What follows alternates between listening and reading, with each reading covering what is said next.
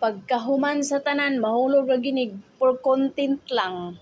Oo, kay tungod kay nag-viral, tungod kay nitaas ang views. So mo na nga gitudo-tudo na lang.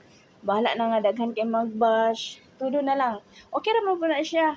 Padayon lang gihapon kay tungod kay nasugdan naman for the views, for the content. So padayon lang para padayon pud ang mga bashers. So para pud nga basin di ay nga ang tanan nga na-scam or kung mag-content na lang mo, then mabalik di inyong ang mga puhunan labi na tong nangapital gyud nga puhunan. Mabalik ra diri ni Mita. Basin si Mita rin makahatag sa inyo og kuan dako nga sweldo. O di ba?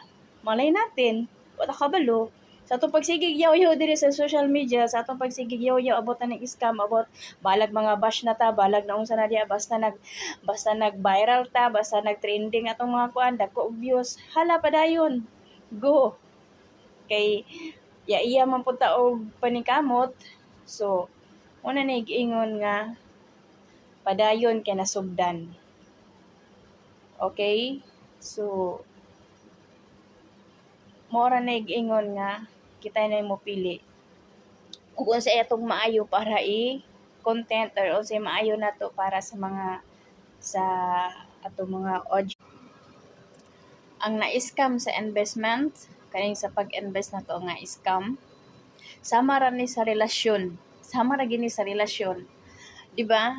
Ang relasyon panguyaban ka, pangyaban jud kag banat, diskarte, tanan lang jud makuha kita. Ana lang jud para jud makuha ang imong loob para makuan ka higugma. Sama rin na sa isa ka relasyon.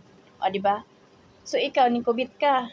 So ikaw nahigugma ka kay tungod kay giganahan ka tungod kay inana. Okay, isama lang nato sa relasyon ang mga scam karon. So karon okay magkasinabtanin na mo, okay na mo ana mo ni siya. Pag maabot na pud sa punto na pud nga wala siya ganahi sa imong batasan, wala siya ganahi sa imong mga kuan, abilidad nimo, wala siya ganahi sa mga ginon nga mga negative sa mga inana nga senaryo.